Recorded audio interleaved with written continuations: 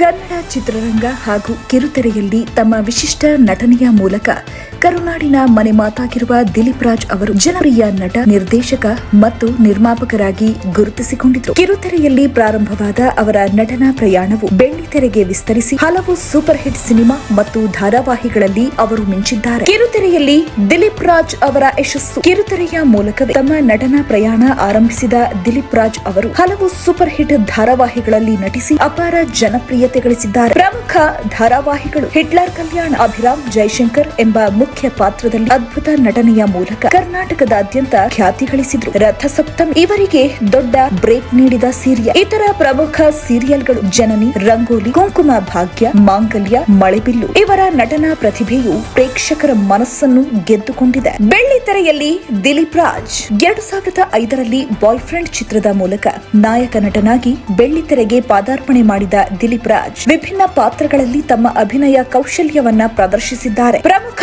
ಸಿನಿಮಾಗಳು ಮಿಲನ, power star Puneeth Rajkumar ಅಭಿನಯದ ಬ್ಲಾಕ್ ಬಸ್ಟರ್ ಚಿತ್ರದಲ್ಲಿ ನೆಗೆಟಿವ್ ಶೇಡ್ ನ ಅಣ್ಣನ ಪಾತ್ರದಲ್ಲಿ ಗಮನ ಸೆಳೆದರು. ಯೂಟರ್, ಪವನ್ ಕುಮಾರ್ ನಿರ್ದೇಶನದ ಸಸ್ಪೆನ್ಸ್ ಥ್ರಿಲ್ಲರ್ ನಲ್ಲಿ ಆದಿತ್ಯ ಪಾತ್ರ ನಿರ್ವಹಿಸಿದ್ರು. ಲವ್ ಮಾಕ್ಟೇಲ್ 3 ಅವರ ಕೊನೆಯ ಸಿನಿಮಾವಾಗಿದ್ದು ಗಂಭೀರ ವಕೀಲ ಪಾತ್ರದಲ್ಲಿ ಅಭಿನಯಿಸಿದ್ದಾರೆ. ಇತರ ಗಮನಾರ್ಹ ಚಿತ್ರಗಳು ಲವ್ ಗುರು, ಗಾನ ಬಜಾನ, ಟೋನಿ, ಅಂಬಿ ನಿಂಗೆ ವಯಸ್ಸಾಯ್ತು, ಆರ್ಕೆಸ್ಟ್ರಾ, ಮೈಸೂರು. ನಟನೆಯ ಜೊತೆಗೆ ಅವರು ವಿದ್ಯಾ ವಿನಾಯಕ್ ನಂತಹ ಸೀರಿಯಲ್ಗಳನ್ನು ನಿರ್ಮಿಸಿ ಯಶಸ್ವಿ ನಿರ್ಮಾಪಕರಾಗಿಯೂ ಹೆಸರು ಗಳಿಸಿದ್ದಾರೆ. ದಿಲೀಪ್ ರಾಜ್ ಅವರ ವೈವಿಧ್ಯಮಯ ಪಾತ್ರಗಳು ಮತ್ತು ಸಮರ್ಪಣಾ ಭಾವವು ಕನ್ನಡ ರಂಗಕ್ಕೆ ಅಮೂಲ್ಯ ಕೊಡುಗೆಯಾಗಿದೆ. ಅವರ ಅಭಿನಯವು ಇನ್ನೂ ಹಲವು ತಲೆಮಾರಿನ ಪ್ರೇಕ್ಷಕರನ್ನು ಆಕರ್ಷಿಸುತ್ತಲೇ ಇದೆ.